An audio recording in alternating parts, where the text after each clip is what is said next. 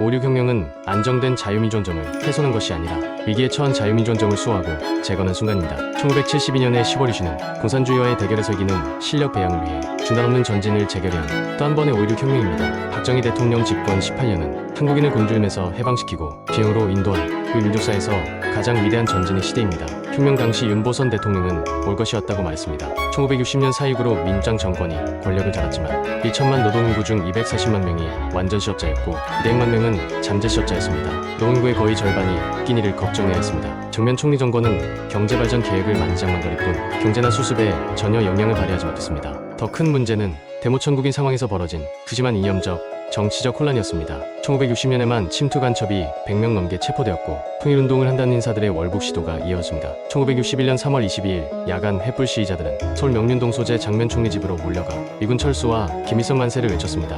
나중에 공개된 평양 주재 소련 대사의 기록을 보면 타이구 직후 김일성은 북한 주도의 적화 통일이 가능하다 판단하고 대남 전략 추진에 들어갔습니다. 당시 남한에선 6.25 이후 숨죽이고 있던 친북자의 세력들이 다시 발효했습니다. 시위 때 적기가가 불렸다고 합니다. 1961년 5월 13일 서울운동장에 4만여 명의 신학생들이 모여 부자부부로 오라나무로 오를 외치며 5월 16, 17일에도 전주, 대구에서 좌익 시위가 예정돼 있었으나 5.16 혁명으로 인해 무산됐습니다. 이런 상황이 계속되었다면 한국의 자유민주 체제는 괴멸됐을지도 모릅니다. 5.16 군사혁명의 목표는 반공과 자유민주주의의 재건이었습니다. 박정희 대통령은 말했습니다. 이번 혁명은 진시한 자유민주주의를 실현하기 위한 기틀을 마련한 것이었다. 그것은 결코 새로운 독재와 전체주의를 수립하기 위함이 아니라 명명백백하고 국가가 파멸에 직면하고 국민의 주권이 비참히 이르렀을 때 여기에 이때 수소를 가하여 국가와 국민의 자유와 권리를 소생시키고자 한 것이 이번 군사혁명이다. 한편 박정희의 경제적 공은 인정해도 삼선개헌, 10월 유신, 긴급조치를 들어 독재자라 칭하는 자들이 있습니다. 링컨 미국 대통령의 경우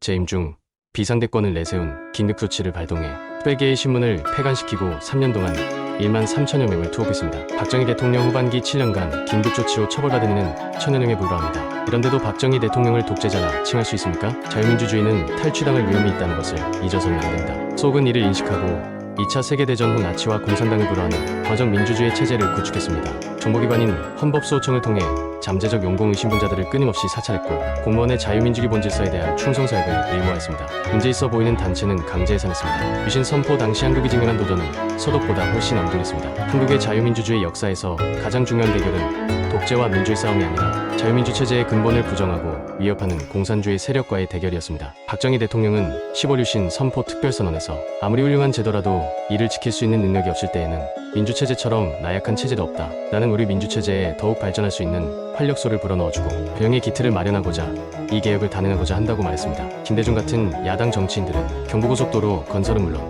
배자 유치와 중화공업 유성을 줄기차게 반대했습니다. 1971년 4월 대선 당시 김대중은 세종대왕 시대가 성운의 시대라는 것은 당시에는 고속도로도 없었고 울산공업단지도 없었지만 무명배옷을 입고 산천지를 걸어다녔지만 국가의 혜택이 고르게 분배되었던 것이오 라고 말했습니다. 그가 대통령이 됐다면 우리는 아직도 조선시대처럼 살고 있을 것입니다. 우리나라는 1960년대 전반 7.3%, 90년대 후반에는 5년 평균 11.8%의 성장률을 기록했습니다. 한민족 역사상 한 번도 경험해본 적 없는 고도성장이었습니다. 1961년부터 80년까지 20년 동안 우리나라는 연평균 9%라는 인류사에 없던 성장률을 달성했습니다. 박정희 대통령은 5000년 한민족 역사의 무기를 바꿨습니다. 이러한 근대화는 세계사적으로도 큰 의의를 갖는 역사적 성취입니다. 지차 세계대전 후 유라시아 대륙 전체가 공산주의로 붉게 채색된 상태에서 전쟁으로 폐허의 세계 최빈국이던 한국이 세계 시위권 경제대국으로 도약한 것은 세계적으로 불가사의한 일이었습니다. 20세기 한반도의 역사는 만국, 건국과 부국이라는 세 단어로 요약됩니다. 만국의 굴욕을 딛고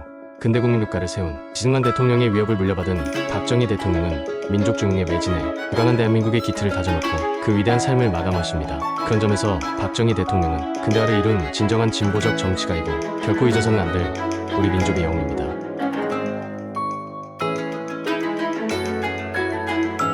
시청해주셔서 감사합니다. 구독과 좋아요는 영상 제작에 큰 힘이 됩니다.